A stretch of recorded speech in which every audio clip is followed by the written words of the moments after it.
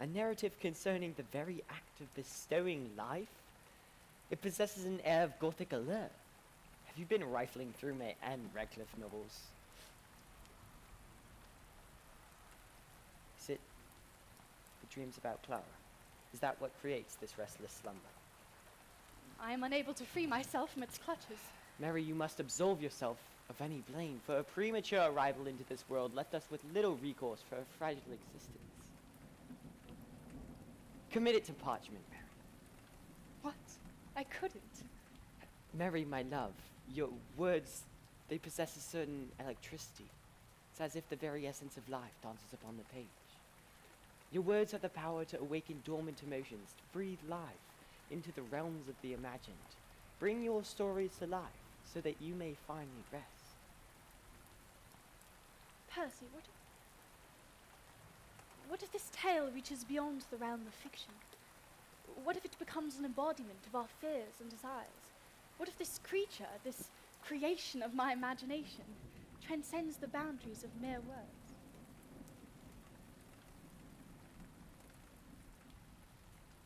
Victor Frankenstein shall face his creation, a mere to his own desires and fears, and through their intertwined destinies, a cautionary tale shall be woven, forever etching itself upon the fabric of our collective consciousness.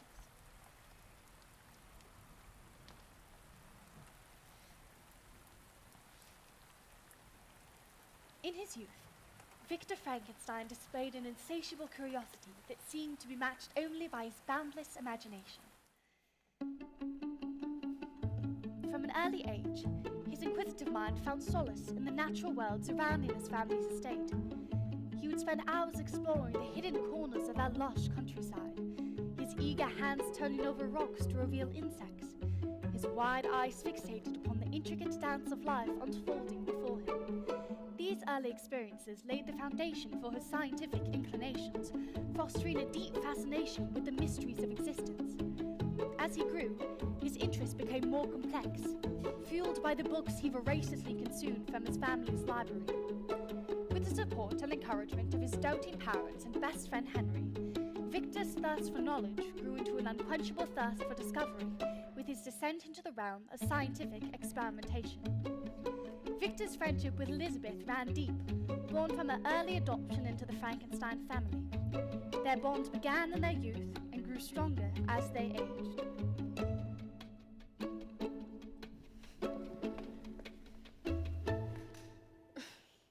What are you reading now? A book about the human body. I want to learn everything I can about how it works. It wouldn't hurt you to pick up a book or two. Isn't that a bit advanced for you, Victor? I want to know everything. I want to discover the secrets of life itself. Science, with its infinite possibilities and untapped mysteries, calls to me like a siren song. Okay. Aw. He has always been curious.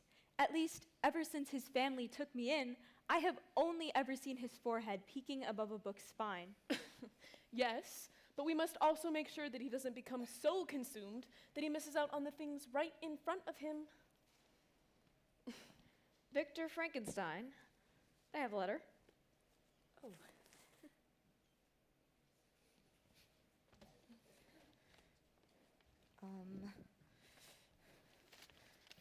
Oh. Elizabeth! I've been accepted to the University of Ingolstadt! What? I shall leave for my studies soon. Victor, I am elated for you. But I shall miss your presence dearly. Promise me you'll keep in touch. Fear not, dear Elizabeth. Our hearts shall remain connected no matter the distance between us. Hey, that's mine! Henry! As Victor matured, his inclinations gravitated towards the realm of science, delving into the intricacies of the mortal frame. Consumed by an insatiable curiosity, he fixated upon the notion of reanimating existence and surrendered years to studies and audacious trials. Here. And turn this on. There we go. Now if I remember from class correctly... Water is a universal solvent, so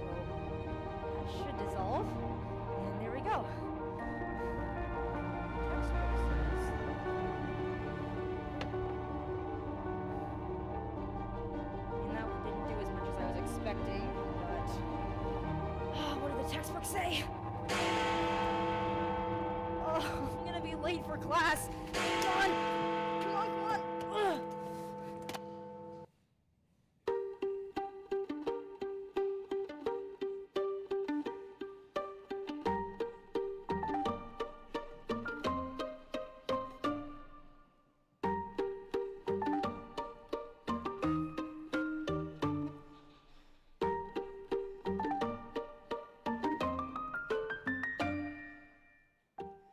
Ladies and gentlemen, today we gather to explore the uncharted frontiers of technology.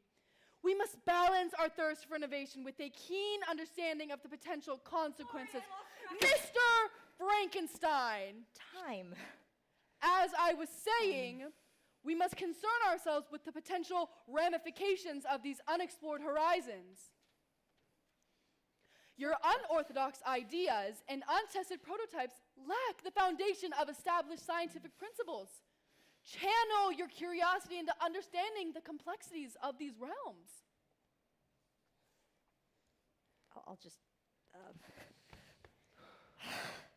Precision engineering, thorough experimentation, and a deep comprehension for the advancing technologies are paramount.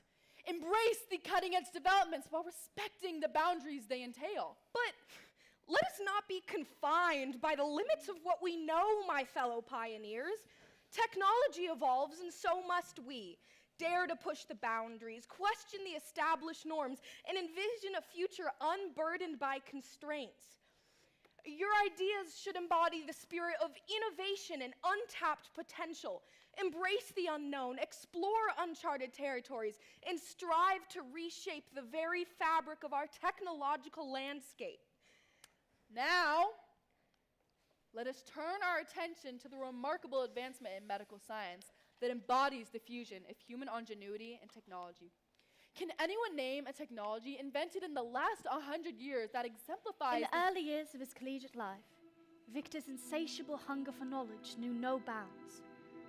The sacred halls of academia became his haven, a sanctuary wherein he immersed himself in the pursuit of enlightenment through the realms of science and technology. With each passing day, his intellect expanded, nurtured by the wisdom bestowed upon him by esteemed professors who unraveled the enigmas of the natural world and the infinite prospects of human ingenuity. Yet, it was in the seclusion of a solitary laboratory that Victor's profound metamorphosis took root. Progressing in his studies, he delved deep into the unexplored recesses of alchemy and galvanism, venturing into uncharted territories of scientific inquiry. His experiments, a fusion of ancient wisdom and contemporary curiosity, propelled him closer to unraveling the intricate workings of life itself.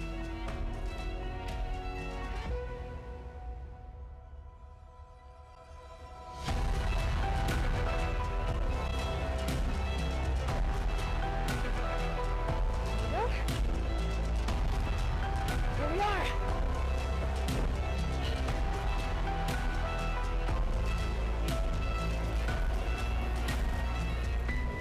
Get some power for this thing. Where are you?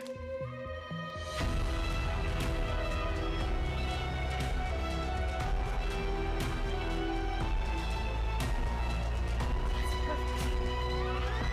Charge this. There we go. Now what did the text was? 2:45. I came to check on you. Victor, you haven't replied in months. Elizabeth was getting worried, and Victor, I was getting worried. I said I would come and see what's going on. Oh, Henry! Henry, I have it. This time I'm certain my experiment will succeed. With this final adjustment, the creature should come to life. Victor, are you sure about this? I mean, we have tried multiple times before, and each attempt ended in disaster. I've learned from my mistakes, Henry. The key lies in this modified electrical generator. If my calculations are correct, it should infuse the creature with a spark of life.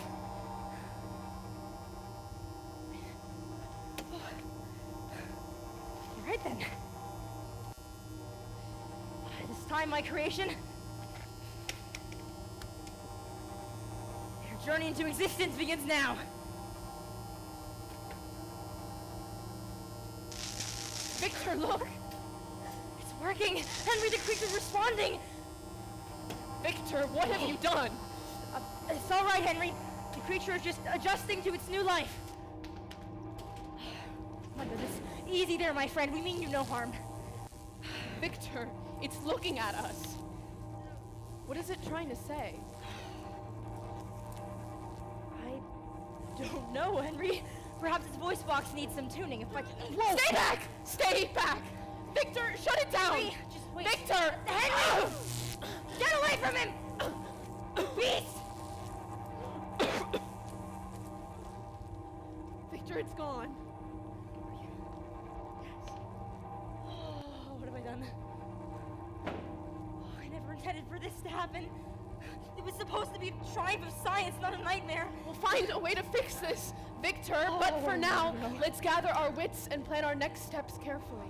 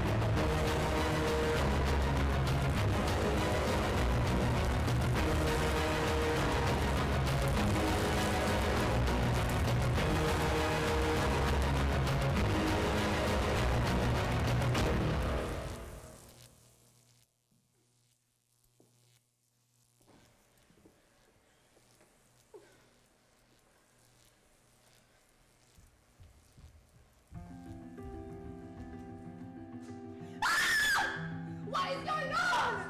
A monster! It was a man, but different. I saw it too! I saw monstrous creation warning that she's as cold like with eyes and quickly in movement. We must do something. I think I hear her over there. Let's go. We'll go this way and cut him off at the bridge. With each advancing footfall, the creature surged by the oppressive burden of rejection and dread. Cruel taunts and vicious chases orchestrated by the townsfolk echoed through the streets, tainting every stride with the specters of their haunting presence. Desperation compelled the creature to seek sanctuary amid the obsidian cloak of the forest, where shadows writhed and gnarled branches extended like skeletal fingers. Bathed in the ethereal glow of moonlight filtering through the canopy, the creature continued forward in search of the unknown. The creature found itself drawn to a distant flicker of firelight. Guided by inquisitiveness and an insatiable yearning for kinship, it advanced cautiously toward the wellspring of warmth and radiance. Yet as the cabin loomed nearer, the creature hesitated, torn between uncertainty and its relentless yearning for acceptance.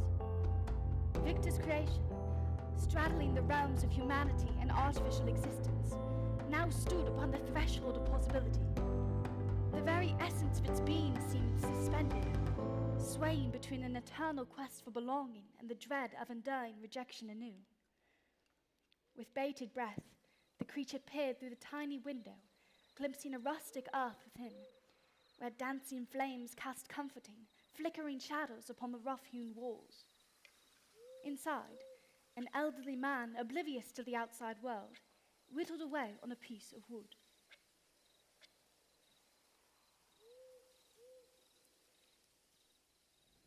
Agatha? Felix, is that you? Come on now, are you playing tricks again? We're back! And we got a pretty good haul today. Feel this, it's Douglas fir. Oh, very nice, very nice. Yes, this will be great. We also got some berries, and we snared this. Another squirrel. Rabbit. And just in time, too. It's an important day. Aw, that's right. Another year older and another year uglier. Hey, I think this is going to be my best year yet. My hunting skills have clearly improved. We have been setting stairs since we were 3. It's not exactly a new skill. But knowing where to place them takes years of practice. If we're lucky, you might even catch a bear. Well, when I do, guess who's not getting a share of the fur? You just lost yourself a satchel. Oh man, I would hate for the berries to get cold. No, but I am proud of your trip around the sun, Felix, which is why I made you these. Decorations? You shouldn't have.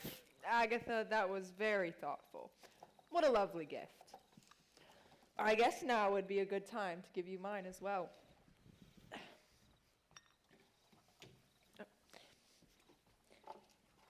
Close your eyes, and no peeking. Agatha.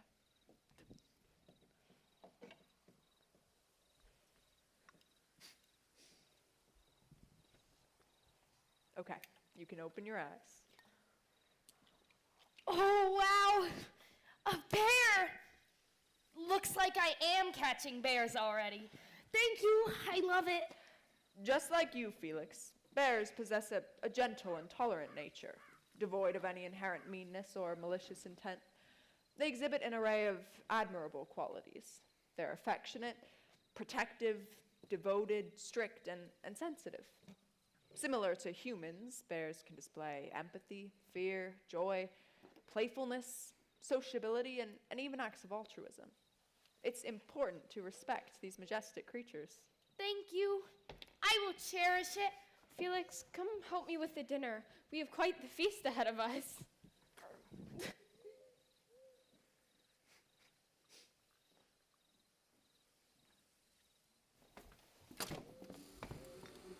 Did you leave your knife outside again? Hello. Who are you? What are you doing here? I mean no harm. I was passing by and sensed life in this direction.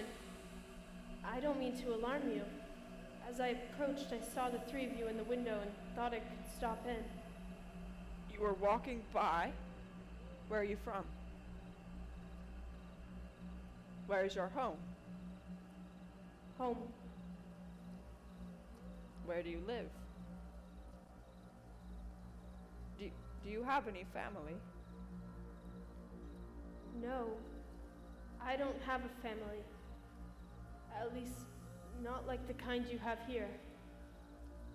I was created and instantly cast out into the world. Is that why you live in the woods? You are also cast out. No, I created the opportunity to live amongst the simple things, away from noise and distraction, to be closer to the things I love. Love? Yes, love. Nature, animals, family. The time to just sit and create. Well, it may be a simple life, but I wouldn't trade it for the world. Can you tell me more about bears? You heard that. Just as I glanced in to see who might occupy this space. While I have not seen a bear, they seem to be, as you have described, created with layers of emotions. Is that what makes them similar to humans, as you said? Well, we are all connected. The earth, plants, animals, humans. We all have our own ways of feeling. We all rely on one another to survive.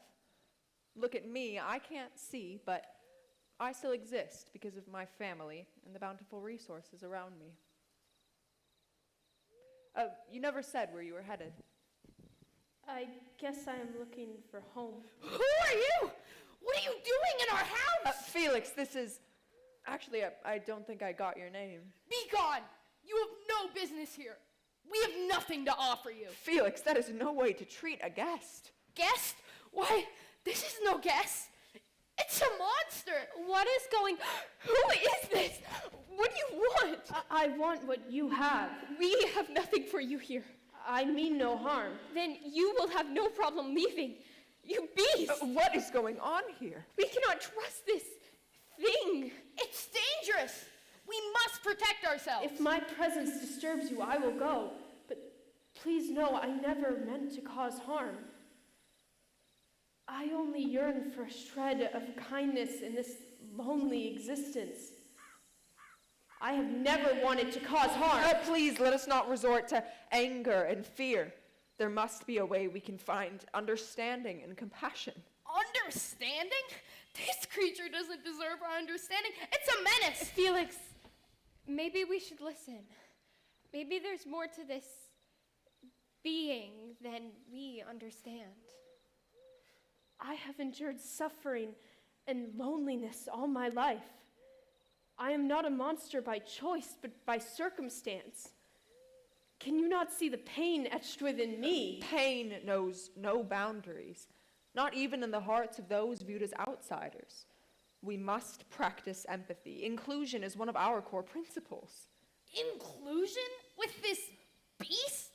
How can we trust this creature? I will go, but I hope that someday you will see me for who I truly am.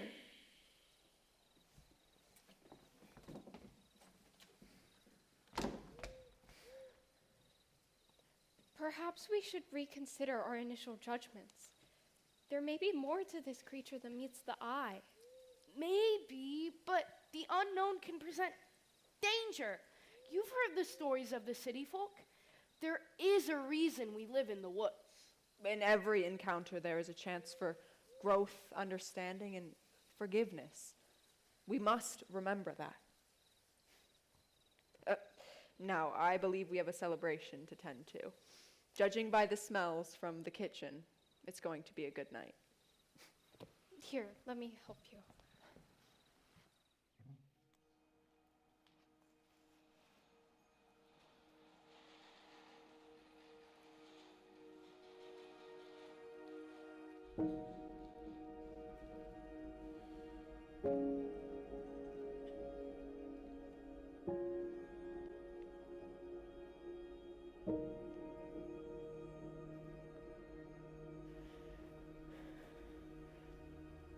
I know that I possess no money, no friends, no kind of property.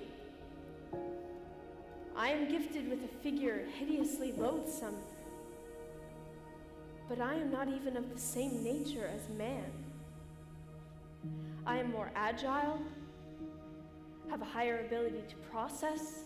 I can bore the extremes of heat and cold with less injury to my frame, and most importantly, adaptable. When I look around, I see and hear of none like me. Am I a monster from which all others will flee and whom all others will disown? William, it's time for dinner. Coming, Mother. Hello? Who goes there? I mean no harm. Who are you? I'm William Frankenstein. William Frankenstein. I am malicious because I am miserable. And I'm not shunned and hated by all mankind.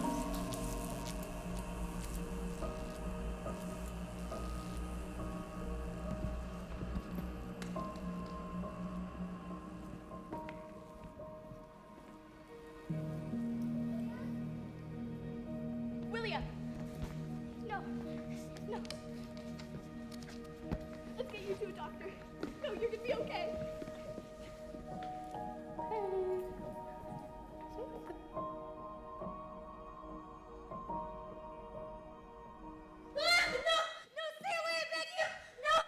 Victor!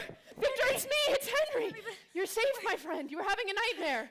Henry, where am I? You're home. You've been ill, my friend, but you're safe. The monster was here, I swear. It was reaching for me, its eyes filled with rage and torment. Victor, it was just a nightmare. A figment of your fevered imagination. The creature is not here. Only your troubled mind conjuring thoughts from the depths of your subconscious. But it felt so real. Its presence, the malice in its eyes. William was there. It's like my creation was able to tap into the network of my own thoughts. I That's understand. absurd. I understand, my friend. The mind can play cruel tricks on us, especially in times of illness. But you're safe now. You have conquered your fears, both real and imagined. Thank you, Henry. I don't know what I would do without you by my side. These nightmares, they have haunted me since the day I brought that creature to life. I cannot fathom the weight you carry, Victor.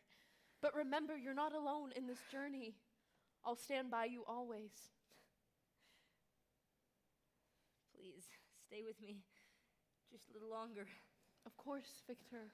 I will be Victor! here Henry! Elizabeth, what has happened? Why do you wear such a devastated expression? It's William. Our dear William has been taken from us, murdered in the most horrific manner. No, it cannot be. William, my brother, how could this be? I'm so sorry, Victor. Elizabeth, how did this happen? Who could have Henry, I committed saw such it. a heinous act? No, I don't know. It was in the woods. William had gone out to play, as he often did. When he did not return, Justine worried and went to search for him, and she found him lifeless, marked by bruises on his neck. We must fight for William and find the true culprit.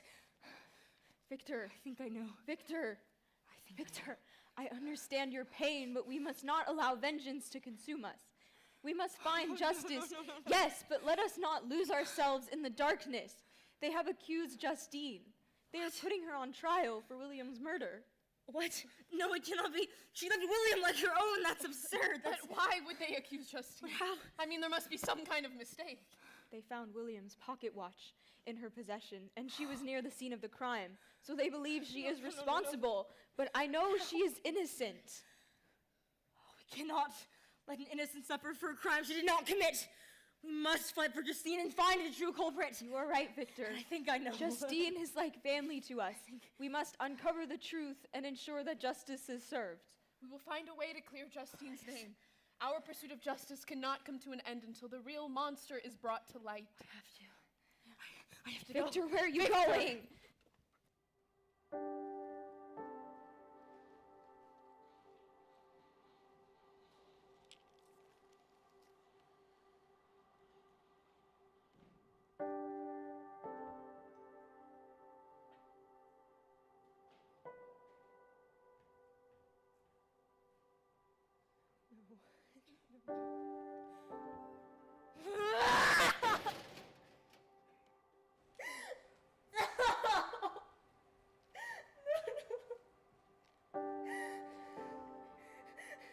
Be careful, there's a monster on the loose. Well, can't see we didn't warn him.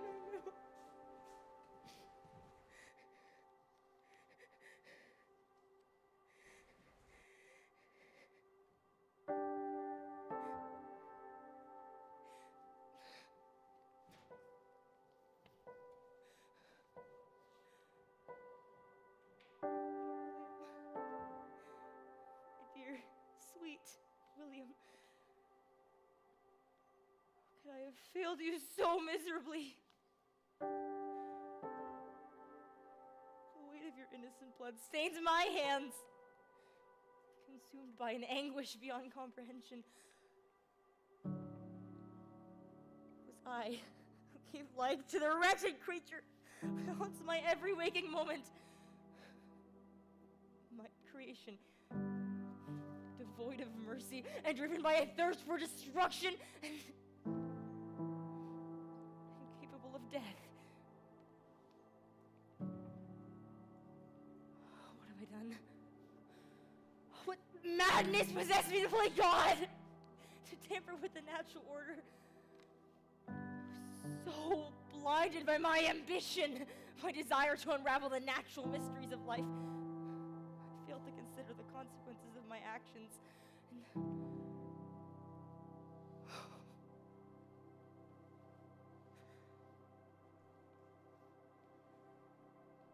My dear Elizabeth, how can I bear the thought of revealing the truth to you? The horror that stalks our lives, that snuffed out the light in her precious William's eyes is my creation. It is a reflection of my hubris and arrogance. But I will not hide from my responsibility. I created this abomination, and I must end its reign of terror. Yes, I must hunt it down, confront it, and bring an end to the nightmare that has plagued my every waking moment since that fateful night. I will not allow this creature to claim any more innocent lives. I must end its reign of terror.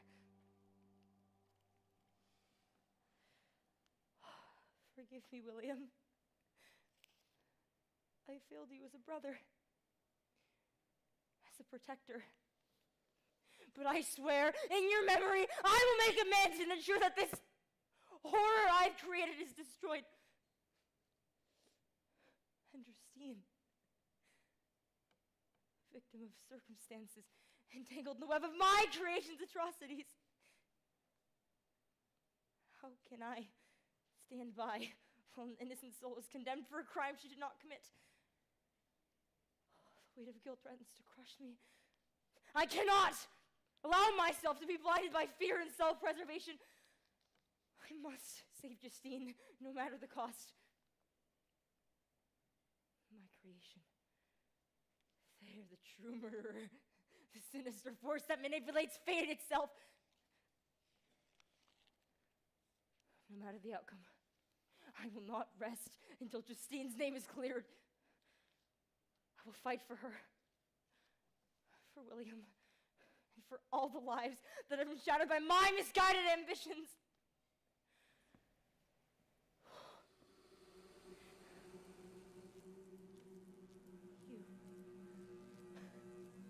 You dare show your wretched face before me. What do you want, you abomination? Have you come to revel in the chaos and destruction you brought upon my life? Victor, please. The world shuns me, as do you. I seek only understanding and connection amidst this existence. I am burdened by loneliness. Understand this, you vile creation of mine. You are the embodiment of my torment. My greatest failure. Your plea for companionship is but a facade to deceive me further. Loneliness is my constant companion, Victor. I am forever haunted by the hatred and rejection that follow my every step. Your disdain for me only fuels the anger within my soul. You don't have a soul. That is what separates us. I created you. I made you up, and while you do exist, you do not exist within the same circles of humankind. You are a creation, an other.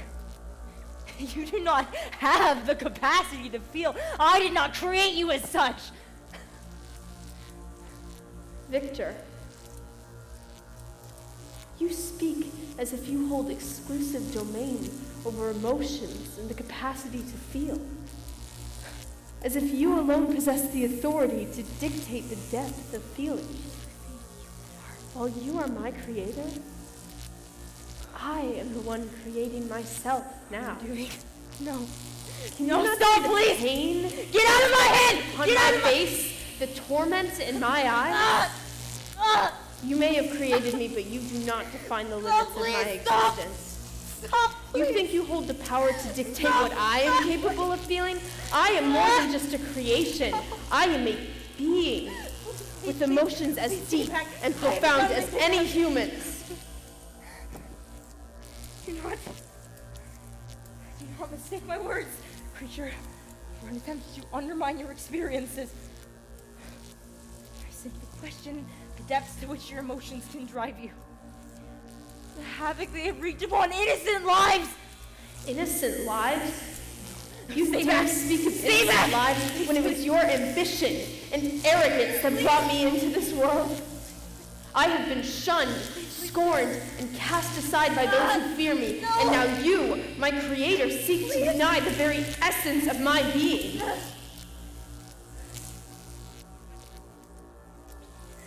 You speak of fear and rejection. You fail to acknowledge the terror and devastation you have unleashed upon the world. Your anger blinds you to the pain you have inflicted, and now you demand understanding and acceptance. Listen carefully, Victor, for this will be the last time we have this conversation. If you wish to rectify the suffering you have brought upon the world, create for me another of my kind. A companion who can understand the depths of my loneliness.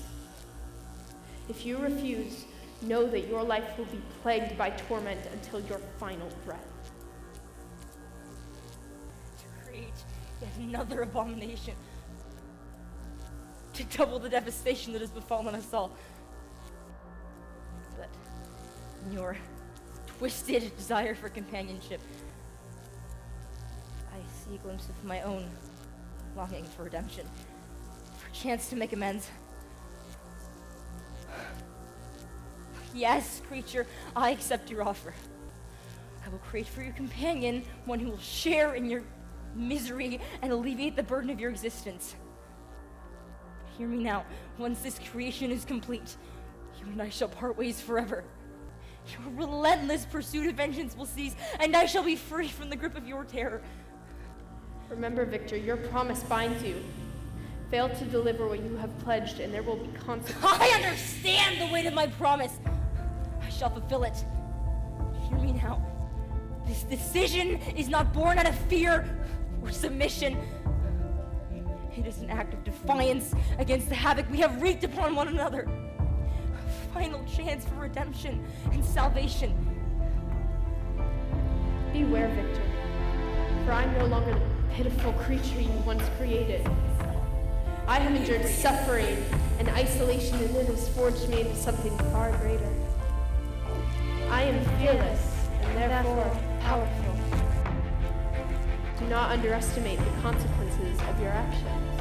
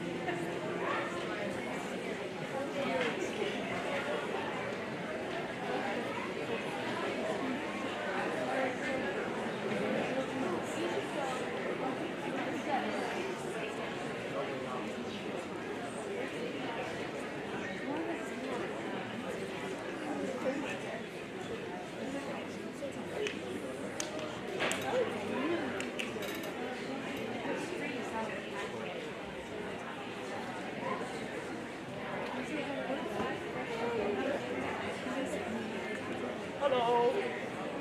How are you? I'm good. Hi. We're gonna go explore. Okay. Have fun.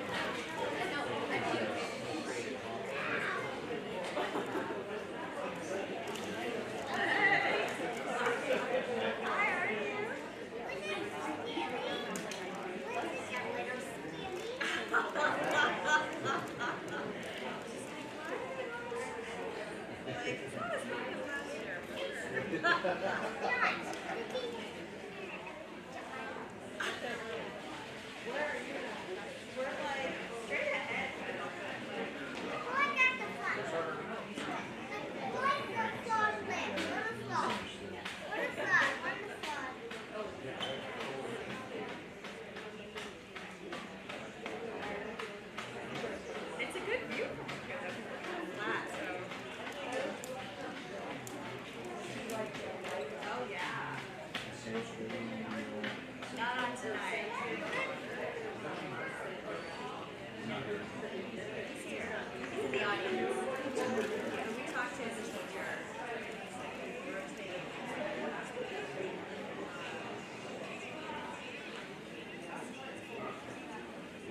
But yeah, yes. This year, freshman year, it sounds like they do streaming. But it's the other stream live streams and all.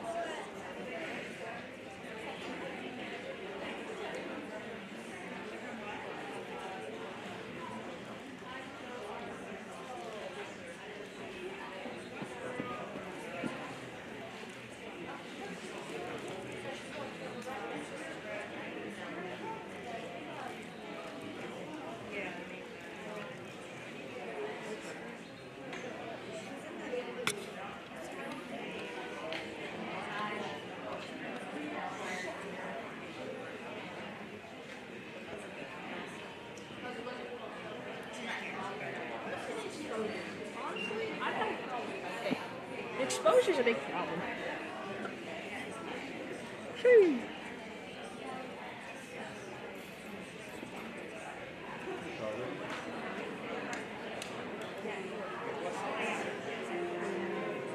We have comm check. Hold on. Comm check. We're gonna talk through that. Hey, do you want anything, Ken? You're good.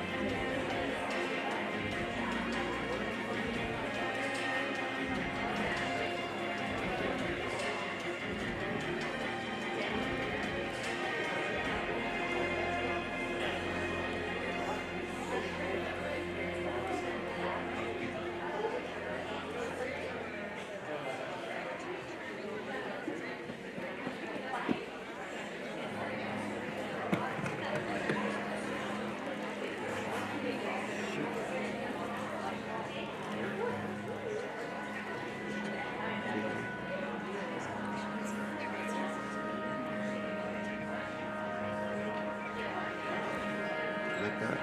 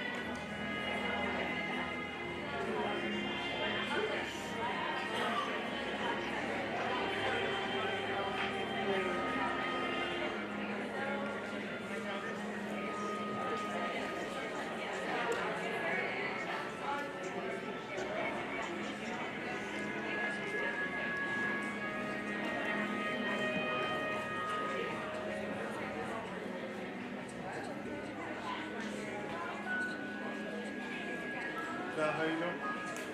I'm doing okay. You okay? I'm just catching the end of the Warrior game.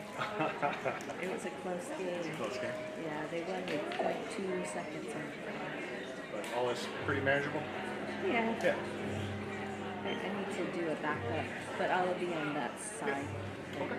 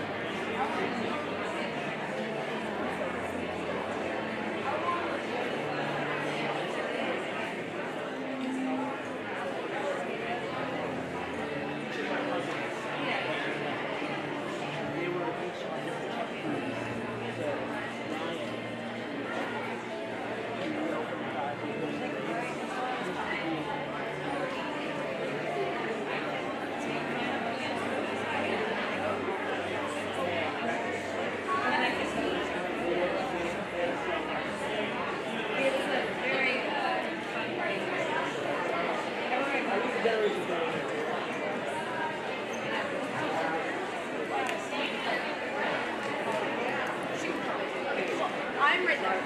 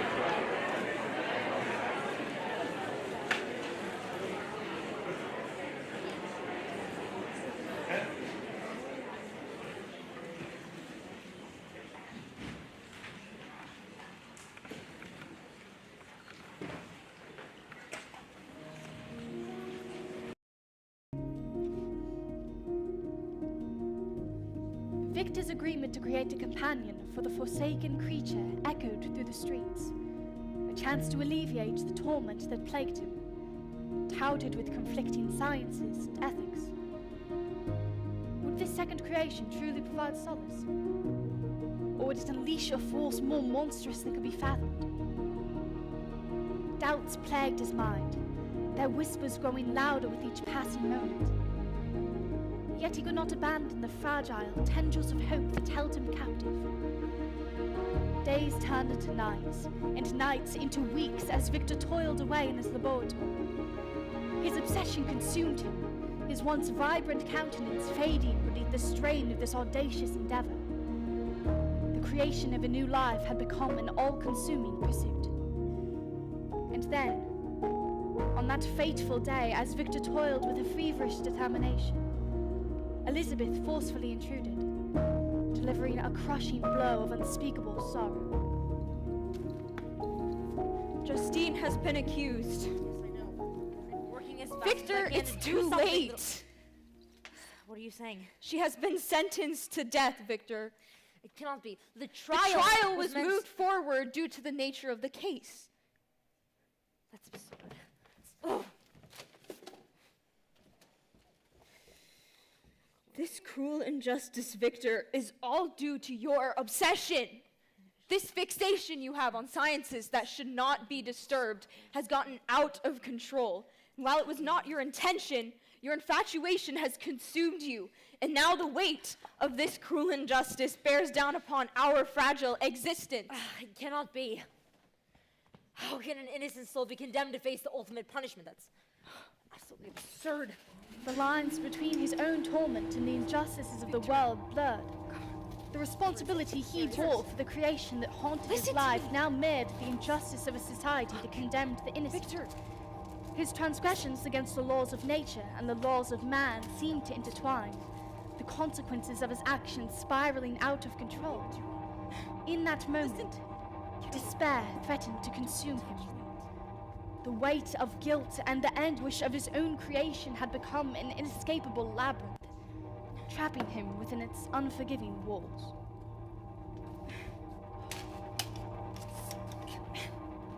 Victor, my love, I implore you. The torment we have endured cannot be perpetuated any longer. You cannot unleash another monstrous creation into this weary world. Elizabeth, you must understand the depths of this tortured existence. If I deny the creature a companion, its presence will persist, forever haunting our lives. The torment you will endure consuming us with an unrelenting vengeance. I fear the consequences of inaction more than the risks of another creation. Listen to yourself, Victor. Look around you. Look what it has already done. Look what you have already done. Enough is enough. I have only known you behind the veil of books and beakers. I cannot continue to stand back and play second fiddle to your obsession, a transgression of science. Elizabeth! When will enough be enough? When? You released into the world an underdeveloped ethical dilemma at best. This is no creation. It is a misfire. And now you are stuck with the decision to continue forward with no further research and no further data other than the evil that has been released into the world, Victor. I cannot continue to stand back and watch this consume you. Elizabeth, Victor.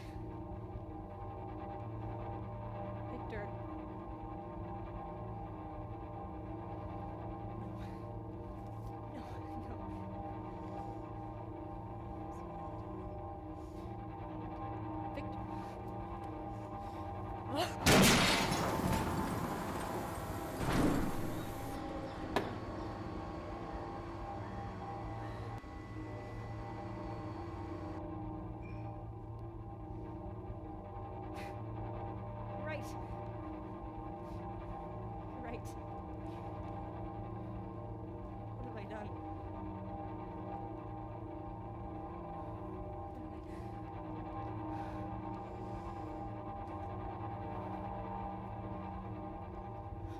I know how hard that was for you.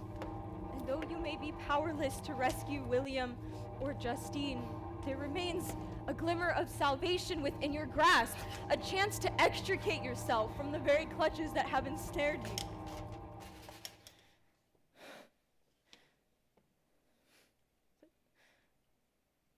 But oh my...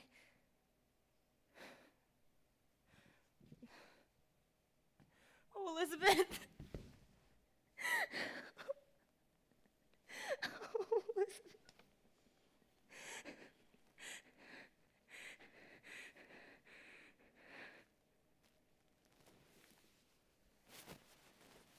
I can't.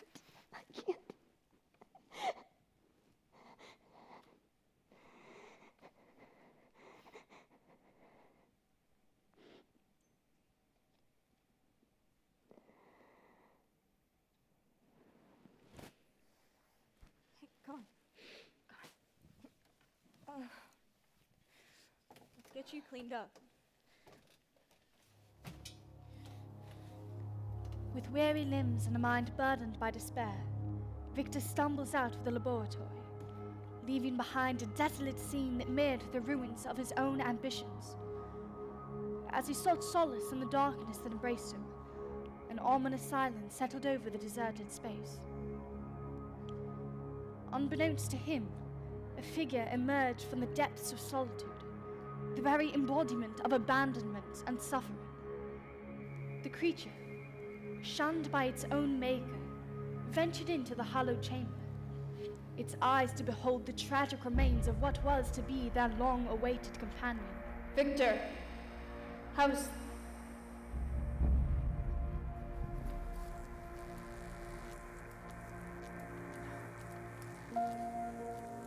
This can't be. What have you done? Agony twisted its features, mirroring the anguish that had shaped its existence. In the solemn silence, a symphony of emotion surged through its being.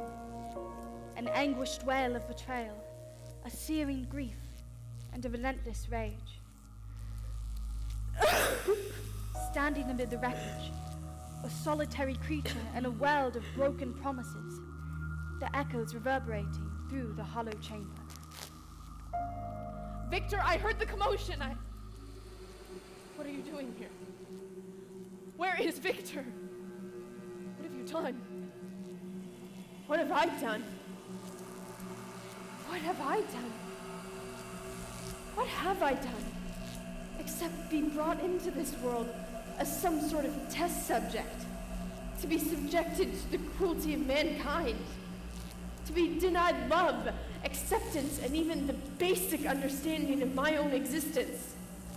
What have I done to deserve this life of perpetual torment, this grotesque mockery of what it means to be alive?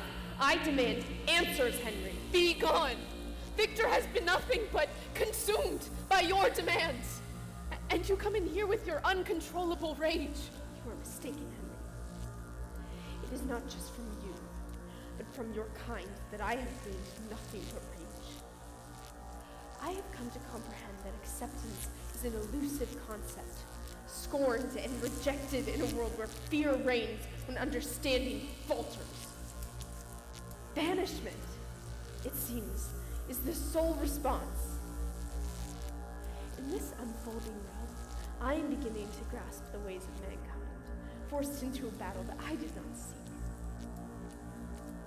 I am but the created, a mere product of circumstances, yet here we stand. Do you not see the destruction that you have caused? You do not understand the limits of mankind. And yet again, you are wrong. I know the limits of mankind. Feel the weight of your ignorance and cruelty as I now return you to the pain and torment that you and your kind have bestowed upon me. Let your final breath be a testament to the depths of despair and the consequences of forsaken creation. Your life slips away just as mine was stolen from me. May it serve as a bitter reminder of the monstrous deeds born from the hands of mankind.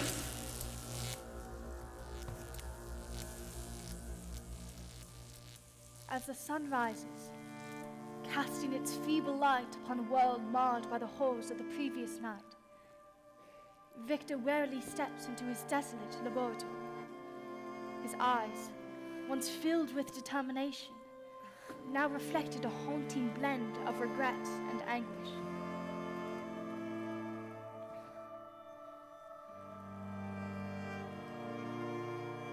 Henry?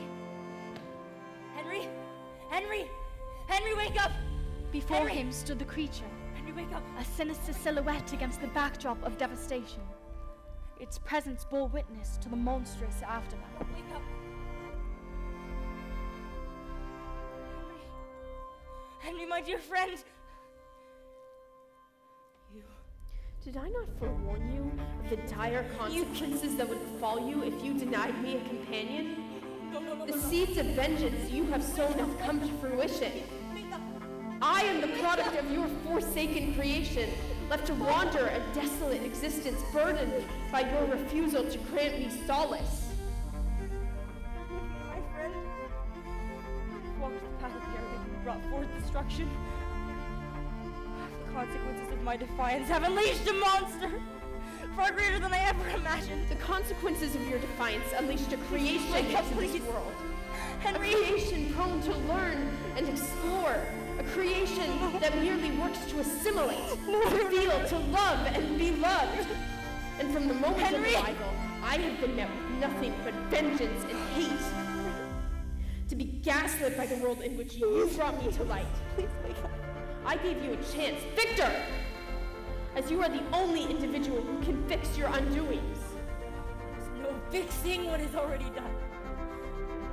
You've taken everything from me. Not everything. No, no, no, no, no, no! Take my life, you monster! Not Elizabeth!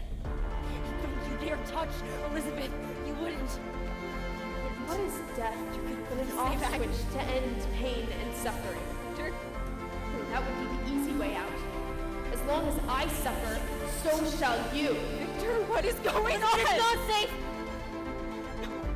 Elizabeth, let's go now! In that moment, both creator and creation confronted the harsh reality that their lives would forever be entwined in a dance of anguish and remorse.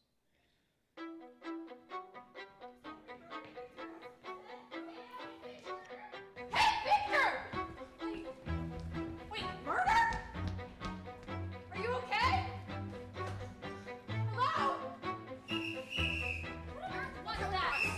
Victor Frankenstein has killed Henry! I always knew he was crazy. Always cooped in that lab. Justice must be served. Is he murdered or just experiment gone wrong? Other than murder, he must be stopped. What?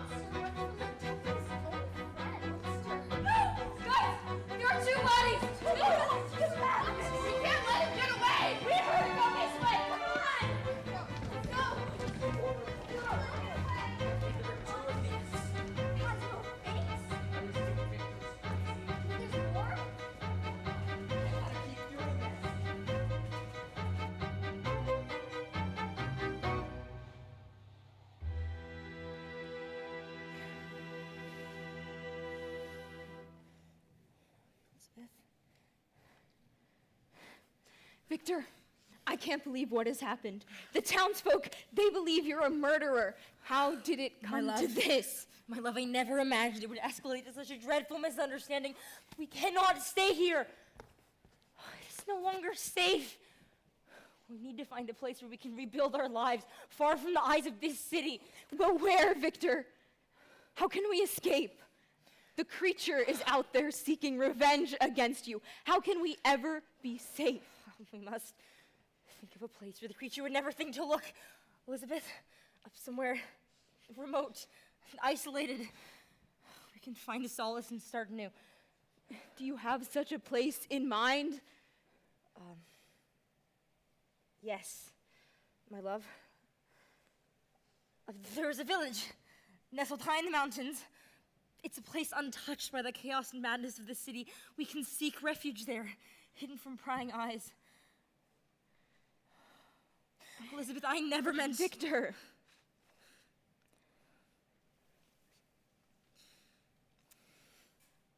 I have always loved you. Attracted to your intellectual curiosity. I always thought you would find a solution to the most abstract of problems. I never imagined we would end up in this situation.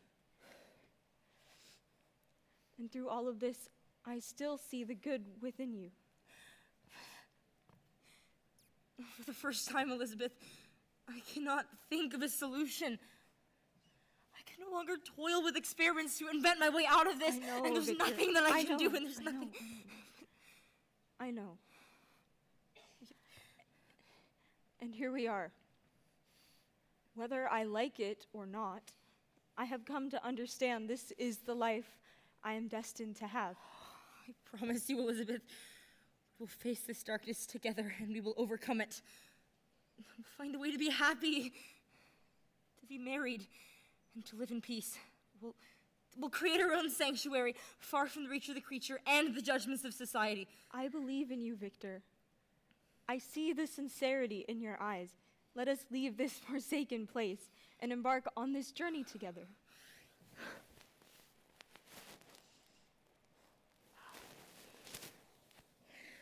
In the darkness of the city's shadow, we shall begin our escape.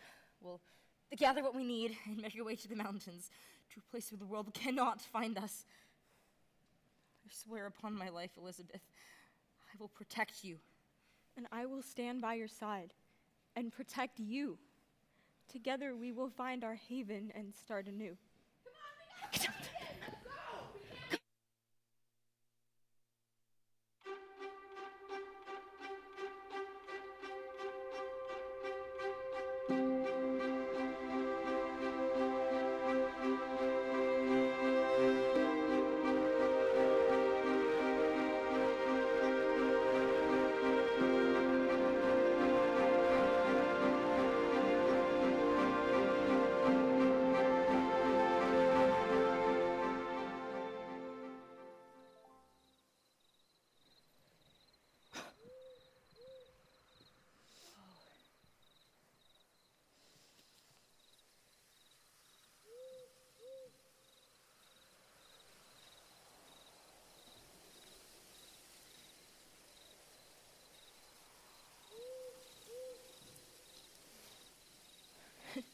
Victor, this place is beautiful. Yes, my love. It is here that I want to make things right between us. What do you mean, Victor? Elizabeth, I must apologize for everything I've put you through. My relentless pursuits, my selfishness, it has caused so much pain. And you've always stayed by my side. I want to make a promise to you, a promise that I will change and that you will come first above all else. Victor, I appreciate your words, but how can we make such a promise here, in the middle of the woods? Elizabeth, think of it more as a commitment. Commitment to each other, to start a new life together. A fresh start. I want to promise you my unwavering devotion, and what better way to symbolize it than through a union? A union? Marriage? But we have no one here to officiate or to witness. That's and true. It's kind that's of like true. the middle of the but woods. I want you to think of it as a solemn vow between just the two of us.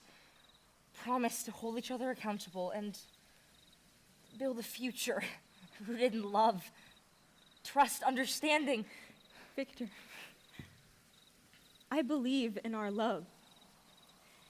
If it's a promise between us, then I am ready to commit my life to you, just as you've committed yours to me. Elizabeth, I promise to cherish you and to prioritize our happiness.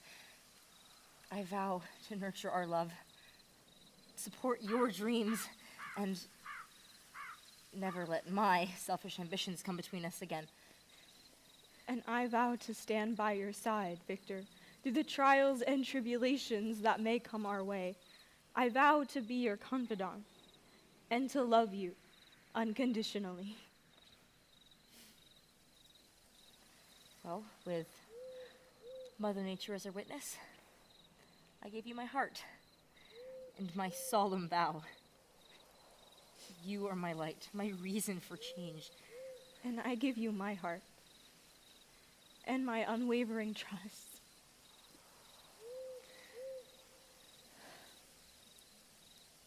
Oh, I'm afraid I don't have any rings to exchange. Oh, I saw a patch of jasmine flowers a little bit back. Let me grab some more and weave some temporary rings. Why don't you gather some wood for a fire? I think a chill is setting in.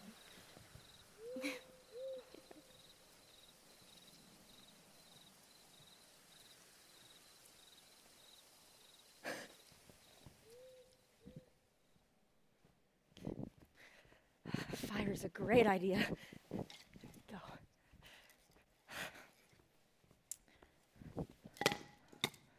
Oh, this is perfect. She'll love this. Just get some. Back so soon. Hello, Victor. Hello, Victor. Run from me. You cannot run from me. We had an agreement. Elizabeth! Elizabeth! We had an agreement.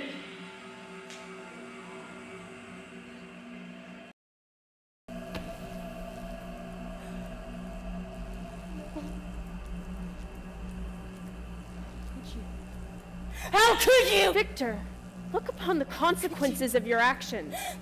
Look upon the destruction you have wrought. Elizabeth.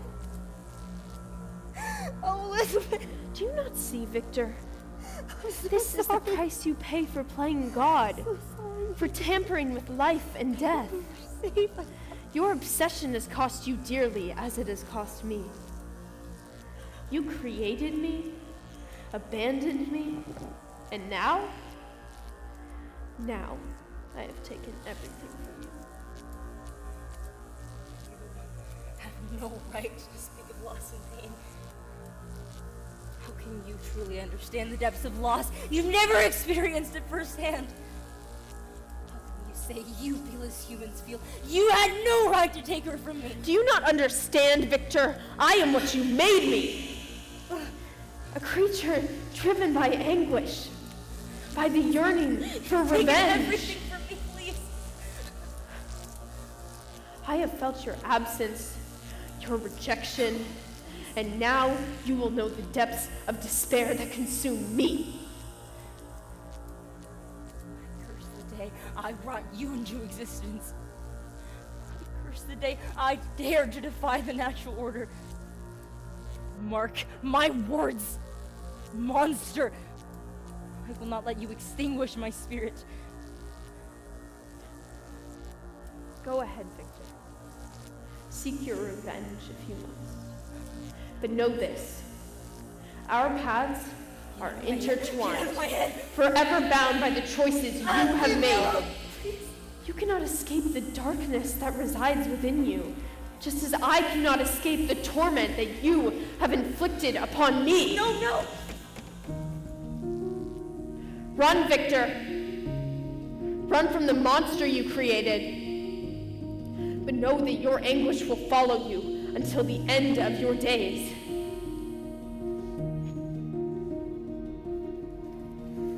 Victor withdrew into the depths of the night, a forlorn figure consumed by the weight of his choices. Each step resonates with the burden he bore.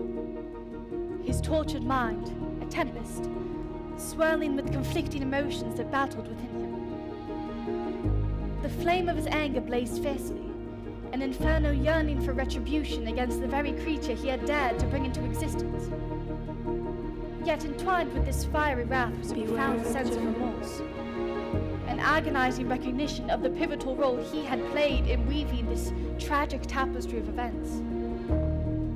The reverberation of his footfalls merged with the mournful cries that permeated the air, their harmonious lamentation a haunting symphony that served as an indelible reminder of the far-reaching consequences of his deeds.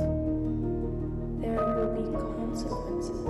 Once hailed as a prodigious scientist, driven by boundless ambition, Victor now stood as a fractured soul, fragments of his former self scattered amidst the ruins of his existence. He found himself tormented by the specter of his creation. And thus, what lies ahead in this harrowing tale? What fragments of Victor's life are left to be torn asunder?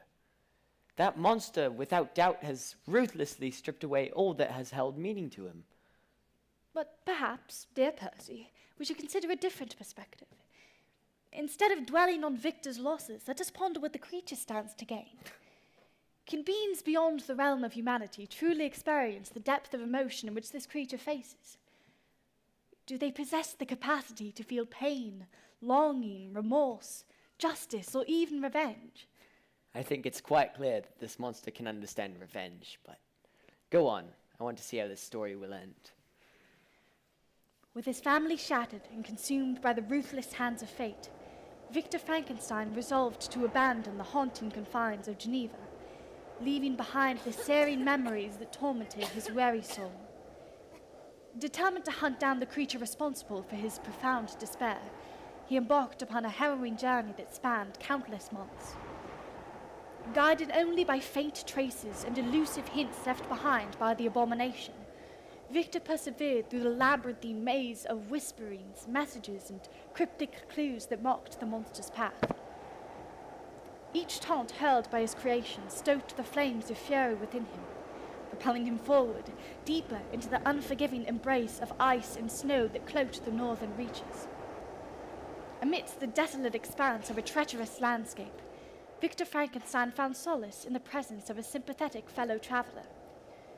As he teetered on the precipice of his mortal limits, his voice, once commanding and resolute, now quivered with a fragile vulnerability. Seek not to unravel the mysteries of life's forbidden depths. Let my fate serve as a chilling warning, a testament to the perils of tampering with the sacred boundaries set by nature. Reflect upon the havoc I have wrought, and let my demise stand as a cautionary tale for all who dare to challenge the realm of exploration and abandon the pursuit of knowledge that lies beyond the reach of mortal hands. That forbidden realm lies only sorrow and despair.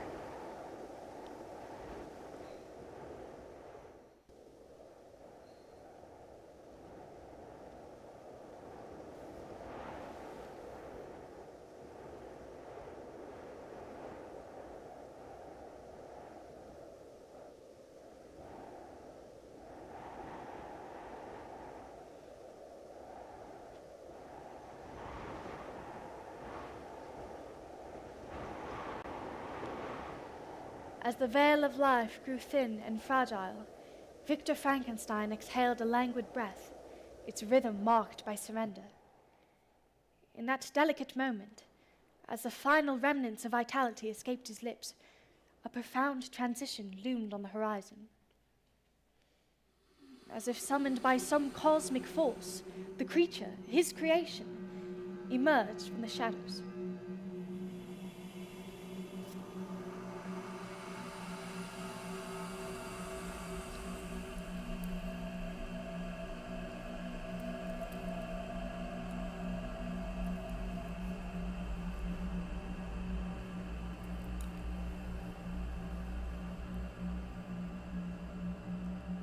In this desolate existence, I have traversed the realms of agony and solitude, burdened with the weight of rejection and the agony of my own existence. I stand before you now, a creature born of sorrow and stitched with fragments of humanity. Judge not the book of my life by its monstrous cover, but by the tumultuous tale inscribed within its pages. I was born innocent, a stranger to this world, craving only warmth and acceptance. But the cruelty of mankind shaped me into the wretched being that stands before you now. In the depths of my solitude, I have come to comprehend the value of compassion and the beauty that lies within the embrace of empathy. Do not condemn the outcasts and the misshapen, for within their souls lie the potential for redemption. Let not the seeds of hatred and fear grow, for they bear only bitter fruits. Remember me not as a monster, but as a reflection of the profound consequences of a creator's neglect. Embark on a quest for compassion, to delve into the profound complexities that lie within the actions of your own creations. As you breathe life into beings of your own making, be mindful of the immense power you wield. With every spark of genius, every stroke of innovation, you weave the very fabric of the future. Mary, my love, your genius knows no bounds. Frankenstein is an extraordinary testament to your brilliance that has ignited my imagination and stirred my soul. The range of emotion you have woven into this tale is unparalleled. I'm in awe of this narrative tapestry. This timeless tale teaches that our creations, whether tangible or intangible, require our care and attention. It implores us to nurture the seeds we sow, and to understand the profound implications of bringing forth abstractions into this world. It is a reminder that our responsibilities extend far beyond the initial act of creation. All that was great in the past was ridiculed, condemned, combated, suppressed, only to emerge all the more powerfully, all the more triumphantly from the struggle. It has become appallingly obvious that our technology has surpassed our humanity. One machine can do the work of 50 ordinary men. No machine can do the work of one extraordinary man. Technology is a useful servant, but a dangerous master. Humanity is acquiring all the right technology for all the wrong reasons. If it keeps up, it will atrophy all his limbs with a push-button finger. If future generations are to remember us more with gratitude than sorrow, we must achieve more than just the miracles of technology. We must also provide a glimpse of the world as it was created, not just as it looked when we got through with it. Once a new technology was available, not part of the steamroller, part of the road. The real danger is not that computers will begin to think like men, but that men will begin to think like computers. The art challenges the technology. The technology inspires the art. It's not a faith in technology, it's a faith in people. The advancement of technology is based on making it fit in so you don't even really notice it, so it's part of everyday life. All of the biggest technological inventions created by man, the airplane, the automobile, the computer, says little about his intelligence, but speaks volumes about his laziness. This is the whole point of technology. It creates appetite for immortality on one hand, it threatens universal extinction on the other. Technology is lust, removed from nature. It is only when they go wrong that machines remind you how powerful they are. Technology is best when it brings people together. No man chooses evil because it is evil. He only mistakes it for happiness and the good he seeks.